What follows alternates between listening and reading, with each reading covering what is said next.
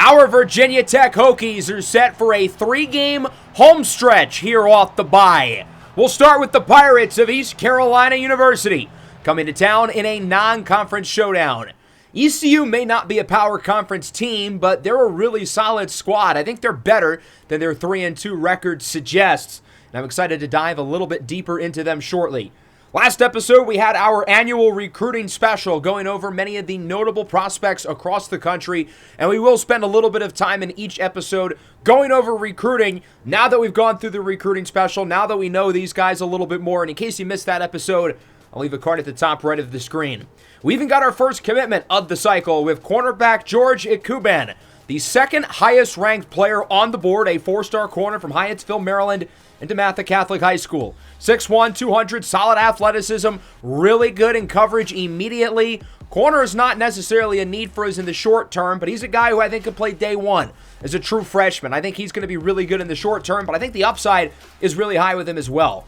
We've got a number of prospects visiting this week. Quarterback Matthew Shelley, wide receiver Matthew Jackson, offensive guard Braden Keys, and edge rusher Colin Jennings will all be on campus, although Jennings is already verbally committed to Texas A&M. We took the gamble by scheduling the visit for him last week, hoping we would still be in the race. Unfortunately, it does not look like that will be the case. Hey, that rhymed. All right, let's take a look at where we are going into the second half of the year, not just for us, but nationally. Most teams have played 5, 6, 7 games at this point. Obviously, there's been a lot of movement at the top of the rankings since the start of the year, and we've got a lot of good games this week. The ACC holds the top 2 spots with SMU and Miami. Georgia, the offseason losers, have been arguably the best team in the country this year. They are number 3. Michigan at number 4, of course, with their backup quarterback, redshirt freshman Kason Wood, who will be the starter the rest of the year. The reigning champs at number 5, Texas Tech. They will play against Oklahoma State in a rematch of the Big 12 title game a year ago. Had Oklahoma State won that game, there's a chance that Texas Tech wouldn't have even made the playoff, which is crazy to think about given that they won the whole thing. Number 6, Illinois will play number 9, Penn State. 2 top 10 teams, 2 true freshman quarterbacks. Miami will play against Stanford. It is a must-win game for the Cardinal. And then Ohio State, who lost last week to Texas, they are headed up to Eugene, looking to rebound as they play against the Oregon Ducks. Right now, we've got a couple of Mustangs at the top of the Heisman list with Parker Zasko and Tyree Wells. Feels like the year of the receivers with Zasko, Brian Maddie from Georgia, and Amir Anthony from Alabama, all in the top 4, along with Wells, the projected number 1 pick in this year's draft. As for us, we've played against 3 superior teams, and we lost those games, and we've played against 3 arguably inferior teams, and we won them. We're beating who we should beat, but we haven't been able to beat any of the big dogs, although we nearly got Clemson in double overtime on the road. I thought Cam Kingsbury played the best game of his career. The completion percentage doesn't really tell you the story. Both quarterbacks were sacked twice, but it was clear our offensive line played a lot worse than Clemson's did. 8 for 160 and 2 touchdowns for Nazir Ishmael, continuing what has been a historic junior season for the likely first-round draft pick. But he didn't catch a pass. After the halfway part of the third quarter, Clemson doubled him, and they really figured out a way to finally stop him. So now we've got a 3-game stretch, all of which are at home, with ECU, North Carolina, and Louisville. 3 really good teams. East Carolina is one of the better small school teams in the country. North Carolina, 5-0. They've already passed their win total from last year. And then Louisville, 4-1. We lost to them last year when they had their raw freshman quarterback, Judah Hudson. Now he's a redshirt sophomore, and now he's pretty good. They're going to be even better than they were a year ago. Then we've got Duke, number 1 SMU on the road. And, of course, we wrap up with the Commonwealth Clash at home against Virginia. They are 5-2 this year, playing some good ball. So let's take a look at East Carolina. Remember last year, they were the front runner for most of the year to be the group of 5 rep in the playoff. They lost to South Florida, and then they lost a couple of games late, unable to make the conference title. Well, this year they're 3-2, which may not look the best, but their only 2 losses are on the road against Illinois and Oregon by a combined total of 6 points. They played both of those teams really well. Now, granted, they haven't really beaten anybody. They beat an FCS opponent, they beat Florida Atlantic, and then they beat Navy. So much like us, they're beating the teams they should beat. They're losing to the teams they should lose to, but both of their losses are very close. Their schedule really isn't that hard. They don't have to play against South Florida this year. Army and UTSA are going to be pretty tough. Tulsa as well, but they could easily lose one game, make the conference championship, play against either South Florida or Memphis, and if they win that game, they very well could make the playoff. Winning today would give them a big resume boost, beating a power conference team on the road, of course, led by a really intriguing quarterback in Julian Hero, the redshirt senior, in his second season as a starter for the Pirates. Remember last year, he was the front runner, not just in the race, but the front runner for the Heisman Trophy for most of the year. I didn't really get it, but he was. Hero's an interesting player because I don't think he projects very well to the NFL. He's 5'11", 215 pounds. His accuracy is adequate. He does not have an NFL arm. He's pretty fast, but I don't think he's quick and athletic enough to make up for the fact that he doesn't have an NFL arm. So I don't really know what his future would be at the next level. He is in this year's draft class, but is a projected undrafted free agent. But nonetheless, he's a really good player with nearly an identical quarterback rating to last year. It's only 0.1 off. What are the odds of that? And he's been really consistent this year. He hasn't had any bad games. He played well against Illinois. He played well against Oregon. And again, those were 2 road games against ranked teams in the Big Ten that ECU almost won. They've got a good group of skill position players around Hero. Raiden Dragos, the senior running back, 6'1", 200 pounds. He's really good. At wide receiver, Matthew Murray averaged over 100 yards a game last year. This season, he's been a little bit worse, but still one of the best group of 5 receivers in the country. Defensively, they're not great. I like Devon DeVero at linebacker. They've got a couple other good players in the secondary. I like their corner, Lloyd Amatova. Tevin Charles, big get from the transfer portal from Jacksonville State. But their defense is not great, and I think this game could end up being a shootout. I'm expecting our offense to put up some points. The question is how East Carolina, who has a very good offense themselves, will match against our defense. I think the defense has been the strength of the team, but they are coming off their worst game of the year against Clemson. Hokies rocking a new uniform combo for the first time as we'll start with the ball. Kingsbury, the true freshman, play action for Mickens. On the run, Kingsbury is a wide open man. It's Nazir Ismail, who is amongst the NCAA leaders in receiving. Through the first half of the year, he has scored in every game this year and has been just awesome for this team. Esteban Cabrera with a juke move. Cabrera with a first down as he is out of bounds, a little bit past the 50. And already the offense is moving pretty well early. From the 35 on 2nd and 10, Kingsbury looks to throw it. Under pressure on the blitz. It's incomplete. There is a flag. This one's probably coming back. A holding call. The center, Scott Heitman, will be called for a holding. And the last thing we need is to move backwards. We know there's a possibility this game ends up being a track meet, and our offense is going to need to be on their A game. 3rd down and 18. Kingsbury rolls to the right. Looking down the field. It's caught! Jack Stesko gets 26 yards. His longest reception of the year. 2 catches, 36 yards on the opening drive for Stesko. That matches a season high in yards here on the opening possession. In the red zone on 1st down, Mickens finds the hole. Juke move. Mickens with space inside the 5, and he's in! Chris Mickens with an opening drive touchdown for Virginia Tech. And the Hokies strike first, his 7th touchdown of the year. Obviously, Ishmael's been the big story on this offense, but Chris Mickens himself has been one of the top backs in the country and looks the part of an NFL prospect. Good opening drive. Kingsbury 6 of 6. Here's ECU. Short throw is caught by the All-American Matthew Murray, who gets it just shy of the 40. Good throw there by Julian Hero as ECU looks to respond. Raiden Dragos, the senior running back, up the middle, gets the first down. Our run defense has been really inconsistent this year. They're either really good or really bad. There's no in-between. ECU has it at around midfield, looking pretty good here on their opening drive. Hero will hand it off again. Raiden Dragos to the right side, looks to outrun the defenders, and he does. Breaks a tackle, and he's pushed down by Kawan Stewart. 1st and goal, the backup, Chet Robbins, dives into the end zone for a touchdown. So Virginia Tech's opening drive ends in the end zone. East Carolina answers with a touchdown of their own. I said we could be looking at a really high-scoring game. So far, both offenses looking the part early. Drive number 2 for Virginia Tech. Cam Kingsbury looked really good on that first drive. He completed every one of his passes. As Kingsbury scrambles around under pressure, he is sacked. Vernon Kegler brings him down, and we are looking at a 3rd down for the Hokies. It's an RPO for Daniel Caffrey with a nice block by Ishmael. Gets the first near the 40.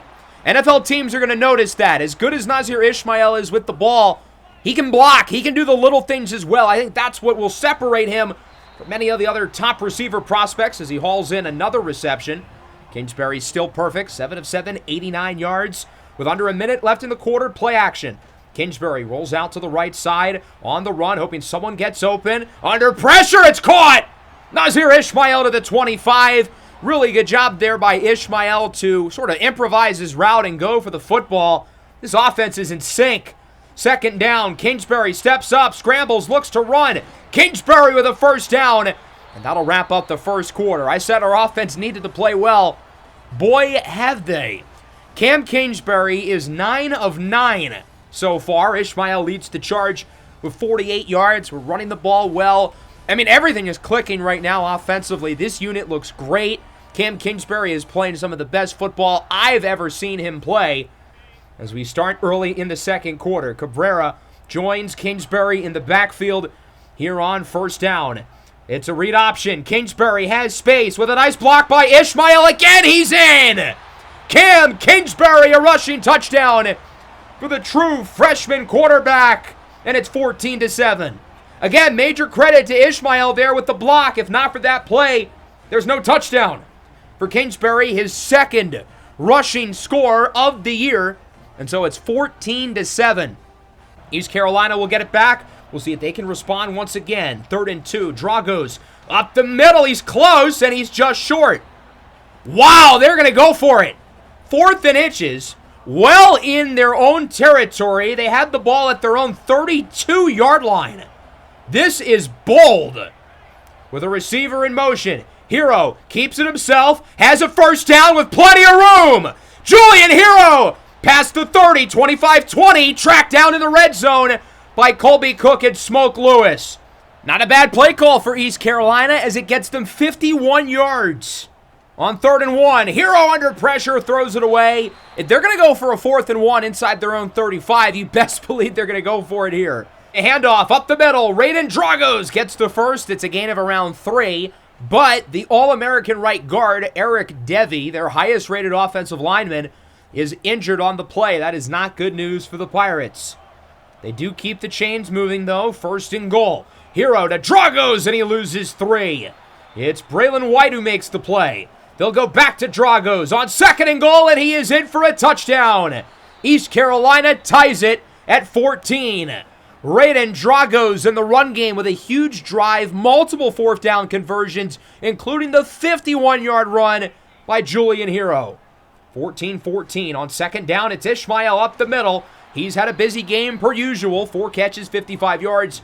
Kingsbury now 9 of 9 for 116 yards and a rushing touchdown as it's an RPO for Daniel Caffrey. Look at Ismail with these blocks. As much as Ismail's been great through the air, he's arguably been even more valuable today just being out there blocking. Virginia Tech's got it past the opposing 45-yard line. A pitch for Chris Mickens. Mickens with room, gets the first, and he will run out of bounds near the 25-yard line. Another really good drive by the Hokies. We are dominating their defense right now. It's Virgo to the left side. Ashwell Virgo dances around. He's tackled inside the 10. Tevison Jackson, the backup tight end, a little dinged up on the play, however.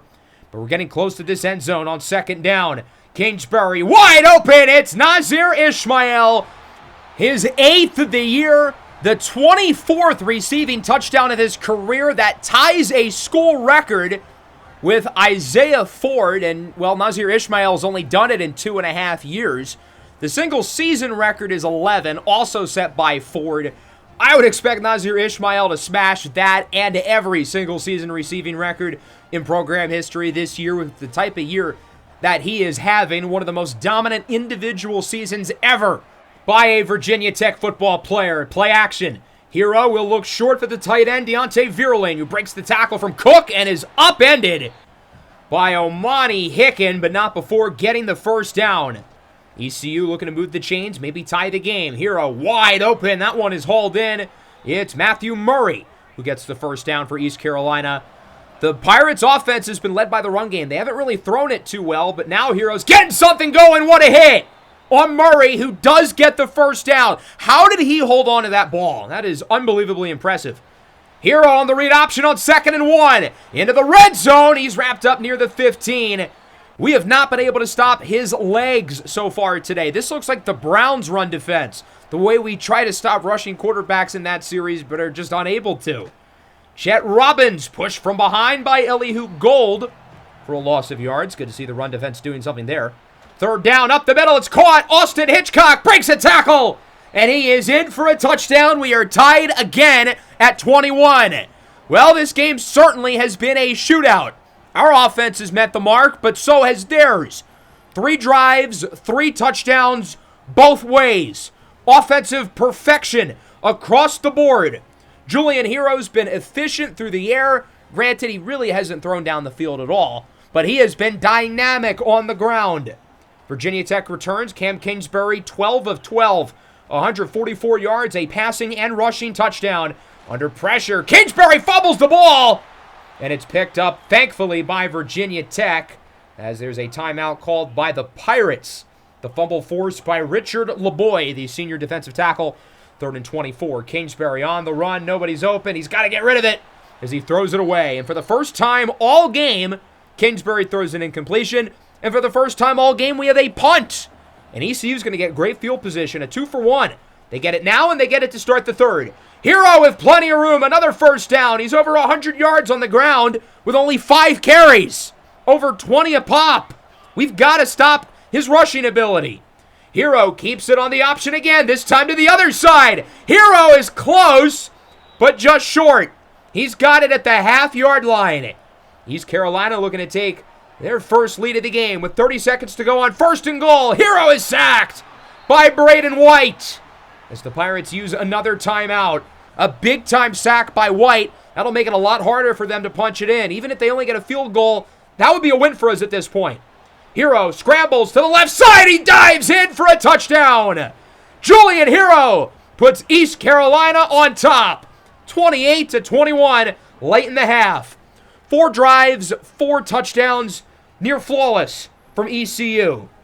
We've only allowed more than 28 points in a game once this year, and that was against Clemson last week. What is going on with this defense today? Kingsbury does not get the first down on the run.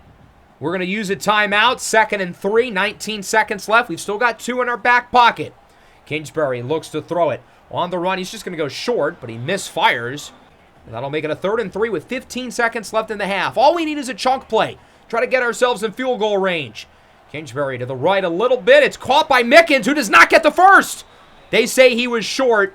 It would be reckless to go for it there. I know it's 4th and inches, but that would be just unbelievably foolish.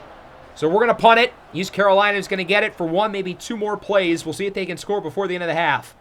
This will be the final play. Hero is incomplete. He's hit as he throws, and that'll wrap up the first half. ECU, not your ordinary group of 5 school. They lead at 28-21. Offensive domination both ways. Julian Hero and Cam Kingsbury both playing very well, both playing very differently. Kingsbury, 13 of 15, 147 yards and a touchdown.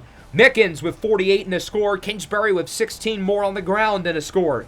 Nazir Ishmael, 5 catches for 59 yards. He's got a touchdown. He's got some incredible blocks. As for ECU, Hero is 12 of 16, only 97 yards through the air, but he has 120 on the ground and a touchdown to go along with 58 and a score for Raiden Dragos. We've got to find a way to stop the run game. ECU is 25 carries for 194 yards. That's nearly 8 yards a run. That is unacceptable. ECU will start with it to open up the third. First play at the drive, clean pocket for Hero. Winds up, wants it all, down the field, and it's dropped! Ahmad Michaud had that right in his hands! Oh my goodness, that is a brutal drop. That could have been a touchdown. Perfect throw, no defenders in the area. A horrible blunder by the Pirates. 2nd and 10, Hero has an open man, Deontay Vierling. The tight end gets around 20, but it looks like this one will be coming back. 2 plays in the third and 2 separate opportunities that ECU has shot themselves in the foot. It's Tracy Isaac, the left tackle, called for a hold. And now a couple plays later, we're looking at a 3rd down and 19. Hero will look to throw it. Rolls to the left, goes short for Murray, who certainly does not have enough for the first down. Mitch Myrie with the tackle. Oh my goodness, Virginia Tech got a stop. Do we deserve the stop? No, not in the slightest. But we haven't gotten any all game, so we'll take what we can get. On 1st down, nice throw by Kingsbury, connecting with the tight end, Jack Stesko, who hauls it in for roughly about 15 yards. Really nice throw under pressure there by Kingsbury, who, of course, has looked awesome all day. Under pressure, clean pocket hasn't mattered. 2nd and 5. Mickens up the middle. He will make his way into the red zone. So far, so good offensively here in the third for the Hokies. 3rd and 1. Virgo loses a yard. Devon DeVero with the TFL. We've got an interesting 4th and 2 decision where it looks like the offense will stay on the field. Virginia Tech in the pistol. Here on 4th and 2, Kingsbury to throw it, and it is caught. Stesko with the first down to the 5. The 4th down decision proves to be a good one. He could have scored on that play, I feel like, but have no fear. Stesko will find the end zone shortly thereafter for a touchdown, his first of the year. Virginia Tech ties it at 28. Really solid drive. Kingsbury with some big-time throws. 3 catches for Stesko, including his first touchdown of the year. And we are knotted up. ECU back with it, looking at a 3rd down and 1. Hero, it's going to be a speed option pitch for Dragos. It's going to be close, and he gets it. Good effort by Nathan Grimes, but credit to Dragos there for fighting for the extra yards as he barely gets enough. On 1st down, Dragos gets it back with a hold of the right side with a juke move, and he is tackled just shy at the 50 by Elihu Gold and friends. 3rd down and 5. Hero keeps it on the draw, and he gets nothing. The Hokies are there with the stop. Royland Mathis was there. Kawan Stewart was there, and East Carolina will have to punt it away. 2 drives, 2 punts in the second half for ECU after pretty much only getting touchdowns in the first half. 2nd and 7, play action. Kingsbury looks to throw it up the middle. Risky pass. A couple defenders sort of in the area, but he sends it to where only Nazir Ismail can come down with it for the first down. Roughly 2 minutes to go in what has been a really good third quarter by Virginia Tech. The offense has been in a rhythm. The defense has looked a lot better. Not that the bar is very high. Virgo is stopped, however, on 3rd down and 4. We switched into a run. He only gets 3. 4th and 1. I think it's close enough for the offense to stay on the field and go for it. Mickens, the running back, he gets it. Mickens fights for the first down to around the 45-yard line. So a good, gutsy decision to go for it there as we look at a 2nd and inches. Play action again. Kingsbury looks to throw it, scrambles around on the run. He's got a bunch of players in the area, waits for someone to get open. It's Daniel Caffrey inside the 20. Heads up play there by Kingsbury to wait until he eventually sees Caffrey get some space, leads him into more yards. A savvy maneuver by the freshman quarterback who's able to get it off before getting sacked. 2nd and 10 at the 18. Kingsbury to the right. It's incomplete. Ishmael was open. That's probably a touchdown. But now we're looking at a 3rd down and 10 at the 19 with 9 seconds to go in the third. Kingsbury looks to throw it under pressure. Got to get rid of it. And he throws it away. There is a flag. Looks like this one will be on the offense. I would have to think East Carolina is going to decline it. A holding call against Virginia Tech on the right guard, Brandon Lee. And ECU will accept the penalty. That is a really big surprise because we would have a somewhat long field goal with rainy conditions on the left hash. Now we can center the field goal as Ashwell Virgo was going to get around 3 or 4, and that'll wrap up the third. 28-28. Overall, a good quarter by Virginia Tech. We'll be in position to potentially take the lead to start the 4th. I know it's a farther kick than what we would have had the penalty been declined, but I really think that's a mistake by ECU. They gave us a chance to get a first down on 3rd and long, but more so, they gave us a chance to center the field goal. I feel a lot more confident with a 43-yard field goal that's pretty much centered than a 36-yarder from the hashes. Casey Swinyer, the freshman, for the lead. It is good. From 43, the Hokies on top to start the 4th, 31-28. We'll see if the defense can keep it rolling. I thought they had a pretty good third quarter. They got bailed out a couple times on that opening drive, but the second possession, they looked really strong.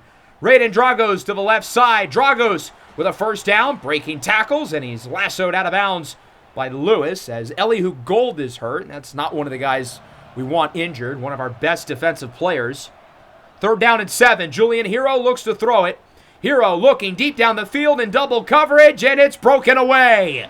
Multiple defenders were there in the area. Smoke Lewis is the one who got a hand on it, and East Carolina will have to punt it again. This defense has flipped a switch from the first half to now. 3rd and 4 with 8.5 left. Kingsbury's going to run it up the middle, absorbs the hit, and gets the first down. He's going to feel that one tomorrow, and he knew it as he was scrambling up the middle, but he's got that dog in him, so it doesn't matter. Kingsbury, play action, on the run. Wide open. It's Daniel Caffrey inside the 20. Caffrey continues to become much more of a consistent piece of this offense. We had trouble getting him the ball early in the year, but it seems like he's finally settled in as the Robin to Nazir Ismail's Batman. 3rd down and 4. Looking for Ishmael. It's dropped, but he would have been out of bounds anyway. He was wide open, though. If only Kingsbury threw the ball a second earlier. We're going to go for it on 4th and 4. I want to make it a 2-score lead with 7:14 to go. Mickens, the handoff. Mickens does not get it. Devon DeVero brings him down. ECU up the middle, swarming the interior of the offensive line, and the deficit remains at 3. Hero, nice throw to the sidelines. It's caught by Ahmad Michaud, who had that big drop earlier. That'll go for a 1st down. 3rd and 3, 6:11 to play in the 4th. Hero keeps it on the option, has space to the right side. He gets it past the 50, spins away from Samson Abbott, and is eventually pushed out of bounds by Colby Cook, but not before getting 48 yards. 2nd and 10, Hero goes short. High pass is caught by Deontay Vierling inside the 10. The best world leads the way with the tackle. 1st and goal, ECU looking to take the lead. Raiden Drago's up the middle. Drago's fighting for yards, and he's not quite in, but he's close. So they've got it now the half-yard line. 2nd and goal, 5 minutes to play. The 3rd stringer, Hugh Freeman, is in. And East Carolina has Virginia Tech on the ropes. They will take the lead 35-31. Defense has played well in the second half, but we allow the big run on the option by Hero. That's been a problem for us all day. East Carolina finishes the drive in the end zone with a touchdown. 35-31, 5 to go. Huge drive for Kingsbury in the offense as Mickens starts up the middle. Doesn't get much. Maybe a yard or 2. 2nd down. Pass is dropped. In and out of the hands of Mickens, and we're looking at a 3rd down and 9. With under 4.5 to go, play action. Kingsbury under a lot of pressure. Throws out of the sack, incomplete. 3 plays, 1 yard on the biggest drive of the year, and we're going to punt it away. Way too risky to go for it. We have no choice but to trust the defense. Dragos loses yardage. It's Colby Cook who brings him down, and ECU does not seem to care about chewing the clock for whatever reason, as it is a 2nd down and 11.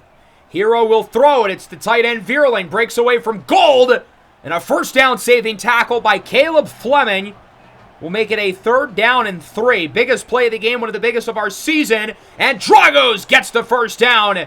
Big hit by Justice Watkins, but it does not matter. East Carolina still not really chewing clock yet. Dragos runs into his own lineman, and he's hurt. That stops the clock. That's a big deal, aside from the fact that ECU's most important offensive playmaker is injured. Clock stops at 3:14. 2nd down, RPO. It's Matthew Murray. Solid gain, wrapped up by Jair Hill and Colby Cook. Looks like ECU finally got the memo about chewing the clock. 3rd down and 3, biggest play of the game, one of the biggest of our season. Robbins in motion, short throw, Ahmad Michaud loses 2. Justice Watkins with the tackle, and East Carolina will have to punt it away, giving our offense another chance as we'll call a timeout. ECU is going to change the play call here on 4th down. They're going to keep the offense on the field. Wow! This is a massive call. 4th down and 5 with 2:30 to go. Hero to throw it. He's got Murray wide open. It's caught, and he does not get the 1st down. Colby Cook with a game-saving tackle. There was 5 yards of separation once he caught the ball. How did he not get that 1st down? Colby Cook saves the game, and the offense comes back on the field as Mickens starts with a gain of 9.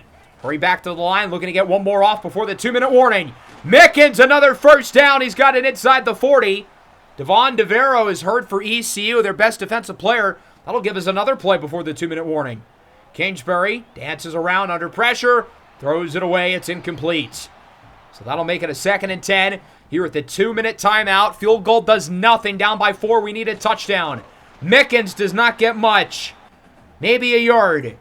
3rd down and 9. We've got 2 plays here. Play action. Kingsbury up the middle. It's incomplete for Nazir Ismail, and we've got to go for it. Here on 4th and 9. This could be the last chance for the offense. Kingsbury under pressure. Floats it up, and it's caught! Nazir Ismail, his 9th reception of the game. and it keeps us alive inside the 20. Minute and a half to go. Kingsbury's pass is caught. That one is Nate Westbrooks, the third-string tight end, who gets about 7. 2nd and 3 inside the 10. Mickens gets the ball. Mickens runs into his own lineman. He had a hole to the right. Should have taken it. As it's now a 3rd and 1. We're going to hurry back to the line. Kingsbury hands it off again. Mickens, first down. Mickens in the end zone. Virginia Tech takes the lead. Second touchdown of the afternoon for Chris Mickens.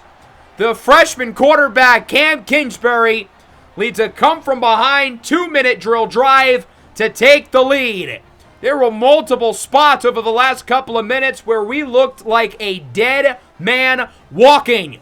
But this team knows how to make timely plays. The tackle on 4th by Cook. The 4th down conversion by Ishmael. Still got to get a stop, though. There's 40 seconds left. Hero's pass is broken away. Elihu Gold, back in the game, breaks up the pass. All ECU would need is a field goal to tie the game. 2nd and 10. Hero's pass is caught. That's not going to get them much, though. Good tackle by Samson Abbott. They're going to use a timeout. It's a gain of only about 4. Into the hands of Darrell Abraham, the backup tight end, his first catch of the game. 33 seconds left for East Carolina. Hero will look to throw it. Up the middle. Broken away again. Justice Watkins got a hand on it. He was looking for Matthew Murray. Game on the line now for ECU. 4th down and 6. Hero looks to throw it. Hero has space up the middle. Scrambles for the first down. That's not really the worst thing in the world, though. They used a lot of time there. Got to use another timeout. They only have 1. I'm fine if he keeps running it because they're not going to get more than 10, 15 yards, ideally. That one is caught for a gain of about 4. Booth would review it, and he did not actually get a foot in bounds. So this play will be reversed. Doesn't really do much in the grand scheme of things. He was out of bounds anyway. A loss of 4 yards for ECU. Instead of 2nd and 6, it'll be a 2nd and 10 with 17 seconds left. Chet Robinson at running back. Hero looks to throw it. Hero has space. He'll run with it. He gets the first down. And again, that's fine. I'm okay with these 10-yard runs. They take a lot of time off the clock. It forces ECU to use their last timeout with 11 seconds. And they're still 30, 35 yards away from field goal range. Hero up the middle. It's caught by Vierling. Gets into the 45. They're going to have to hurry up with no timeouts. There's 6 seconds left. Are the Pirates going to be able to clock it? 4, 3, 2. Hero barely gets it off. They almost botched that spike. It went off of the offensive lineman's butt, and it was in the air an extra second. So now they're going to have to throw a Hail Mary. Hero, of course, does not have the strongest arm. He'll throw it quick, and it's broken away. The true freshman, Ian Cloud, gets a hand on it, and Virginia Tech survives. 38-35, defeating East Carolina in a barn burner. This was a thrilling game.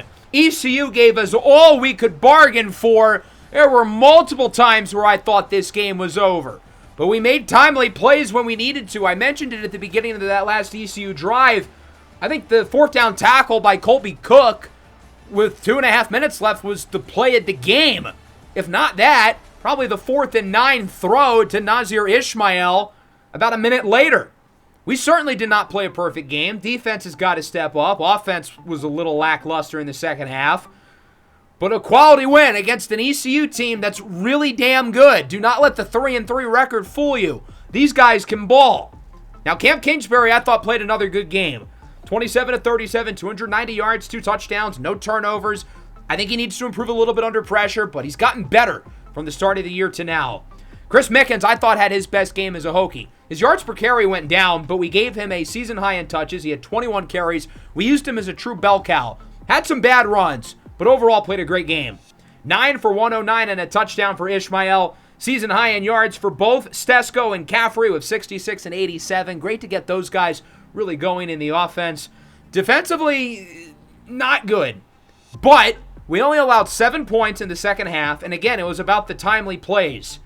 Colby Cook, he's the best player on this defense, and I don't think it's close. He had 13 more tackles today, including the biggest one of the game.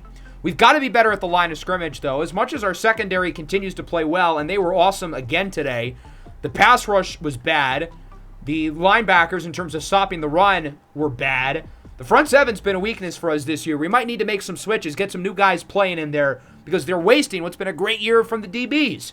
Hero, 23 of 34, only 172 yards. He only averaged 5 yards a pass. Considering there was no pass rush, that's really impressive on the part of the secondary. They could not stretch the field at all through the air, but they could on the ground. Drago's 111. Hero, 193.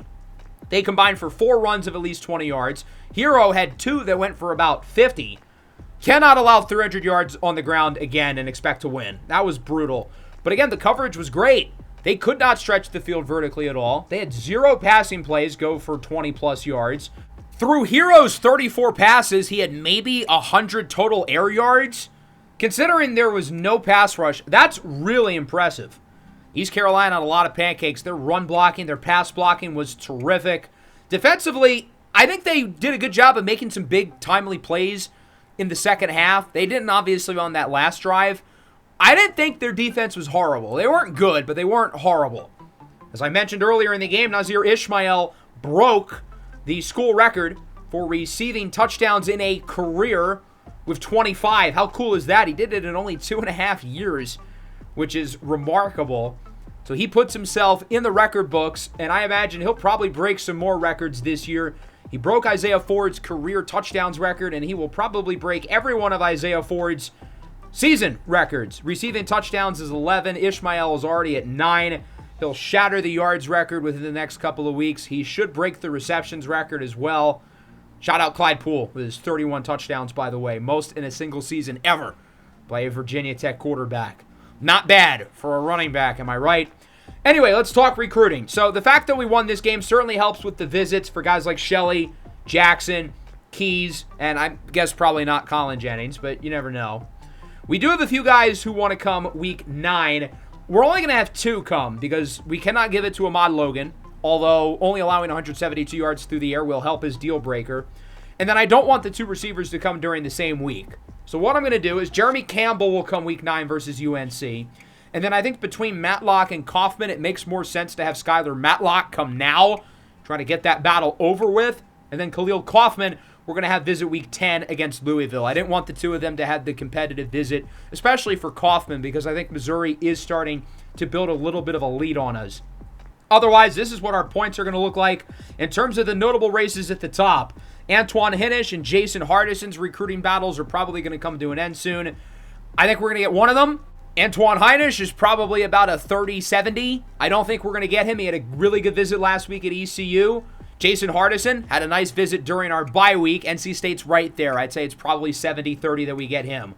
Vi Hasty's really close. FSU is the edge. I'm going to continue to give a bunch of points into him because we've already made it this far, so we might as well. Otherwise, we're really focused on the guys who are within 5 or less schools, really trying to accelerate those quick-moving recruiting battles. And now let's go through some games here in Week 8. I think this is going to be one of the more important weeks of the regular season because there are a lot of big games and there could be a lot of moving parts in the rankings. As we go through some of the highlights of what to watch out for, many of these premier conferences, some of the top teams will be tested this week. Number 6, Illinois. Number 9, Penn State. I'm really intrigued to see how Illinois looks in that game. If they win, then maybe they're for real. I think they're number 6 more so because they've had a fairly easy schedule. I mean, they barely beat the same ECU team who we just beat today. A couple of true freshman quarterbacks in that game, of course. Really excited about Texas Tech, Oklahoma State. That is going to be a barn burner. So as we simulate the week, we didn't really get good news. Vi Hasty is going to Florida State. I was hoping maybe we could push it into a recruiting battle, but he will be going to the Seminoles. We do have a couple guys visiting this week. Jeremy Campbell's in second. Skylar Matlock, the best player on the board. We're looking to seal the deal with him this week. Matthew Shelley, we've taken a pretty big lead with 3 schools left. Braden Keys, we've taken a pretty big lead. Clearly, those visits went well. Hugh Wolf, we have the lead 4, and then a bunch of guys down to 5 who were in second 4. So we'll start at Notre Dame. Clemson taking on the Fighting Irish. Why didn't they show this game on the list of games to watch out for this week? This is a really big one for both sides. Neither team can afford to lose another game. Notre Dame ran it down Clemson's throats. Amari Blue, the projected RB1 in this class, showing why on this run. Blue only had 8 touches. He was a little bit banged up in this game. Notre Dame, though, wins big. A statement, 43-17. There just continues to be something off about this Clemson team. Last year and this year, they're one of the 10 most talented teams in the country, but they're just not consistent whatsoever. Nick Eberle is really talented. I mean, we saw firsthand. He's an awesome player, but he's just too inconsistent. Loud and clear statement made by Notre Dame. I questioned these guys a couple of weeks ago. Blew out Stanford, blew out Clemson since then. Notre Dame firmly back on the playoff radar. Number 1, SMU. They've been the title favorites all year, and that has not wavered. Pitt's a solid squad, though. I think they could give SMU a little bit of a run for their money. However, the only run for their money that was in this game was Parker Zasko's Heisman chances. 4 more touchdowns for Zasko. Look at him slipping and sliding through the Pitt defense. Another nice win for SMU. Mustangs are now 8-0 on the year, 41-17. They win this game somewhat convincingly. No Jaquarian Spencer for Pitt. The starting quarterback was out. Terrence French, the backup, was sacked 7 times. What's scary about this SMU team is their defense is quietly one of the best in the country. Why did he have 28 runs? I mean, I guess 7 of those were sacks, but still 21 design runs. Holy hell. As for SMU, 4 more touchdowns for Tyree Wells. He still has not been that accurate this year. I think it's largely because he's really looked down the field often. But still, he's missed a number of throws this year. I don't think it'll stop him from being the number 1 pick, but it is a little bit noteworthy. Shout out Parker Zasko. That guy's an animal. Washington heads to Piscataway, New Jersey. The Rutgers Scarlet Knights, a team who I almost scheduled for us this year. They've been really disappointing, only 1-5. Washington coming off a close loss last week at Penn State. Looking to bounce back. A get-right game for them. Or maybe not. This touchdown run by Javonte Ogden, who actually spent a couple years at Virginia Tech, helps lead Rutgers to the upset, 41-36. Maybe I anointed Washington a little bit too quickly. Rutgers didn't even have their starting quarterback. Trevor Eldrenkamp got hurt.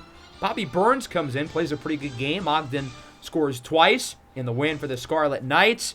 I was really high on this Washington team. I made it clear early in the year I thought they were being slept on. Maybe I was wrong. Paul Green played pretty well, but their defense last 2 weeks has been rough against a true freshman and now a backup at quarterback. All right, let's travel to Penn State. We've got a big one. Number 6, Illinois. Number 9, Penn State. Couple of true freshman quarterbacks. Big test for both teams, especially Illinois. The Illini looking to prove they are for real, and they came into Happy Valley and made a loud and clear statement. Running the ball down Penn State's throat. Bronson Truman is one of the best running backs in the country. Illinois goes up to State College, and they knock off the Nittany Lions 41-33, but the score does not tell the story. They were up 38-10 at halftime. This game was a blowout. Penn State got some garbage time points, but Illinois was in firm control the entire way. 4 touchdowns for Nair Dinkins, 200 yards for Bronson Truman. Illinois is a real playoff team, and I think for the first time this year, it's clear that we need to take these guys seriously. They are a threat in the Big Ten. Tennessee is 3-4. It has been a disaster of a season for them. And then Georgia, they lost more than anybody this offseason, yet they've been playing better football than just about anybody since their opening week loss against Ohio State, and that would continue here in Athens. We saw Parker Zasko with a huge game, boasting his Heisman chances. Brian Matty says, whoop, what you can do, I can do better. Hurdles the defender into the end zone for a touchdown. Georgia wins it 45-37 in a high-scoring game. Is it crazy to say that Ryan Lockley might just be better than Hoppy Reynolds? And that's not to take away from Reynolds. He's having a really good year at LSU. Curtin Pexel, the freshman running back, got hurt. That's not ideal. But Matty, 10 for 171 and 2 scores. The crazy thing for Tennessee is that Kamari Fisher's not been the problem at all. He continues to play really well. He's not the reason why this team is 3-5. He might be the reason for the 3. Through the air, Surodaya Nobles. I imagine he's having second thoughts about transferring. He's having a really good year. He's still going to be a top pick in this year's draft. But imagine what he could be doing at Georgia. Taylor Pierce had a huge game. He also transferred in from Georgia. I don't think he regrets his decision as much because he didn't really play at Georgia. Next up, we're headed to the U. Must-win game for Stanford. If they want to make the playoff, they have to win this game. There's no ifs, ands, or buts about it. This Miami team is different, though. I said it when we played against them. I think their roster from head to toe is the best in the country. What a throw by Graham Glukowski. One of his 7 touchdowns into the hands of Joshua Finney. 48-28, big-time win for Miami. This offense is rolling. The fact that they only scored 27 points against us is really impressive. Our defense played well against these guys. Joshua Finney, 2 catches, 90 yards, 2 touchdowns. That about tells the story. He's going to be a high pick this year. He is really good. As for Stanford, I think they're going to make a quarterback switch. Nathan Jackson Lucas has not been good enough. Solomon Sifu was their big get in the portal coming from Hawaii. I think they need to play him. Running back Salen Dotley is hurt. Yeah, things are ugly right now for Stanford. Louisville's, of course, having a strong year. We'll get to see these guys in a couple of weeks. They're facing off against Virginia. 5-2. This is an opportunity for the Cavs on the road to show that maybe they're a real threat in the ACC. I think Virginia's a pretty good team, and the Commonwealth Clash is going to be a lot more competitive than it was last year, but I don't think they're quite on the level of these top dogs in the ACC yet. Judah Hudson might have had his best game of the year. Louisville with a big win over UVA, 39-20. Was very competitive in the first half, but Louisville ran away with it there in the third. 312 yards, 3 touchdowns for Hudson, completing 71% of his throws. Games like this are why he's seriously being looked at as a candidate to be a first-round pick. The tools are there. It's just about the consistency. But if he plays like this, he's going to get drafted high. Josiah Reddick, the sophomore running back, has been one of the most improved players in the country. He was hurt when we played against them last year. That will likely not be the case again this year. 3 touchdowns for Freddie Fears. Still missed a lot of throws, though, for Virginia. Next up, we are headed to Eugene, Oregon. Big game for both sides. The Buckeyes coming off their first loss of the year. Oregon, meanwhile, looking to make a little bit of a statement. Oregon has clearly been a second-tier at best team in the Big Ten. This would be a huge win for them. Instead, it was a huge blowout for the other team. Look at Tremaine Whiteheart. Breaks 1, 2, 3, 4, 5, 6 tackles en route to finding the end zone for a touchdown. Buckeyes steamroll Oregon 44-10. Yikes. Outscored Oregon 34-7 in the second half. Malachi Foreman continues to be inaccurate, but the offense continues to cook. Tremaine Whiteheart was really good. Oregon quarterback Rowan Phoebe, the transfer from Washington State, was not very good. And this Oregon team is just kind of missing that edge they had early in the Dan Lanning era. I don't know what it is, but something feels missing with the Ducks right now. Rematch of the Big 12 title game from a year ago, and I would say these are probably the 2 best teams in the Big 12 again. Number 14, Oklahoma State, has played some great football since their early season loss against Boston College, proving that game was clearly a mirage. Texas Tech, arguably better than they were last year. The Red Raiders would not let Oklahoma State get revenge for the conference title. Another big game for Mark Armstrong, leading Texas Tech to an 8-0 start, yet they moved down in the rankings. I don't get it at all. Texas Tech has been so disrespected by the ranking makers. They should not be number 6. They should be number 3 at minimum.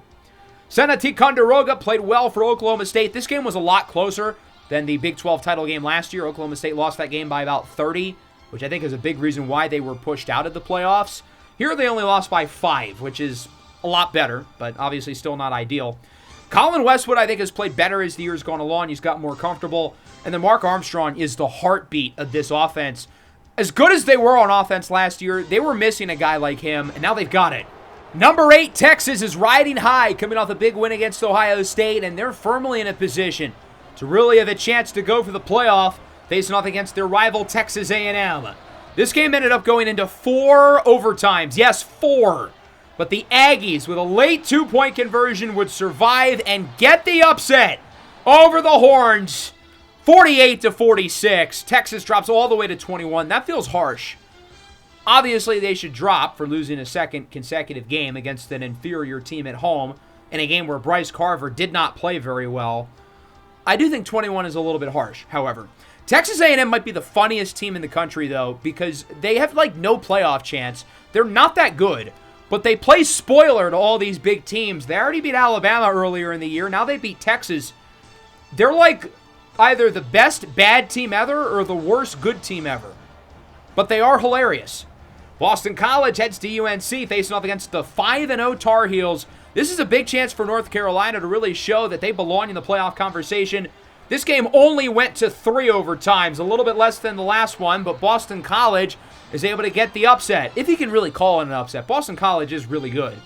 28-26. Certainly a defensive battle, though. It was tied at 13 after the fourth quarter. North Carolina will certainly look to rebound next week after a bad offensive showing. They are headed to Blacksburg to face off against Virginia Tech. Our defense is on a cold streak. Their offense is on a cold streak, so it'll be interesting. They were without their star running back, Braden Rogers, who was hurt, although he should be available for the game against us. And finally, we'll wrap things up at NC State. The Wolfpack just entered the top 25 for the first time this year. They are set to face off against the Florida State Seminoles. Both of these teams playing pretty good ball in the ACC. But the story here was NC State quarterback Jalen Highsmith leading the Wolfpack to the win. I don't think there's 5 quarterbacks right now in college football who are playing better than Highsmith. This guy may not have the name value that some of the others do, but he is playing some outstanding football. NC State might be the 3rd best team in the ACC after SMU and Miami. I mean, these guys are really, really good. And if either SMU or Miami drops a game, they could easily make the conference title. 23 for 29, 322 yards, and 4 touchdowns for Highsmith. First-year starter as a redshirt junior. He waited his turn, and he has reaped the rewards. Let's take a look at some scores across the rest of the country. LSU over Eastern Michigan, as I mentioned with Hoppy Reynolds. He is playing good ball. I think he regrets his decision to transfer maybe a little less than Arturo Daya Nobles does. LSU up to number 19. Ole Miss takes care of business against the Gamecocks. Liberty is 6-0. Close win against Sam Houston. USC over Minnesota. South Florida back in the rankings. They beat Florida Atlantic. Toledo in the top 25, while Memphis, after back-to-back bye weeks, is number 9. Michigan beats Indiana, and Alabama blows out Syracuse. 6 touchdowns from Denny Love. He played amazing. In the ACC, Georgia Tech over Wake Forest. And that's it. We talked about every other game in the ACC. Very exciting week inside of our conference. Let's take a look at some other scores across the rest of the nation. Missouri is 5-2. They're playing some good ball. They beat Vanderbilt in a high-scoring shootout, 49-42. Nebraska back in business. They blow out UCLA in Lincoln, 38-14. Arkansas, I don't really know what to make of the Razorbacks, but they take care of business against Mississippi State. Tulane with a blowout against Rice. They're quietly playing some good ball. Troy puts up 56 on UConn. Troy's got a great offense. Jermaine Hightower-Jones, the Russian champion last year, having another great season for the Trojans this year in 2026. And then otherwise, nothing overly notable through the rest of the country. Maybe New Mexico. I think New Mexico's a team who, if someone like Memphis or South Florida falters and New Mexico continues to win, they could be a sleeper for that group of 5 spot in the playoff. They're really good. Let's take a look at our new rankings. No movement in the top 3, but that's really about it. Illinois climbs up to number 4. I think Texas Tech at 6 is ludicrous. That's ridiculous. They would be at least a touchdown favorite over both Illinois and Michigan. Penn State, Oklahoma State, Texas, Clemson, all with understandably noticeable drops. Again, though, I think they were a little too harsh with the Longhorns. In terms of the conference standings, right now there are only 2 unbeaten teams in ACC play. SMU and Miami. That would be an awesome conference championship game. I don't think they play each other in the regular season, so there's certainly a feasible path to get that. Taylor Pierce and Ty Butt win the Players of the Week in the ACC. Parker Zasco, no major surprise, joined by Shaquille Lowry. In the Heisman Watch, no movement, which doesn't really surprise me. It seems like we've kind of got a good understanding of what this group is, who will be competing for the Heisman. I think Denny Love, the Alabama quarterback, certainly in the mix as well. So basically, the SMU, Georgia, and Alabama quarterback to wide receiver duos are really the guys going after the award. Next episode, we've got North Carolina coming out their first loss of the year. I'm really curious to see what this Tar Heels team looks like. They gave us a competitive game last year, and they were not good a season ago. They're a lot better this year. Bill Belichick has those boys rolling in year 2. That's going to be a tough game for us. UNC needs to win that, I feel like, through their playoff chances. So we're going to be in for a fun one. Hope you guys enjoyed. Make sure to leave a like, subscribe to the channel if you're new. Peace out.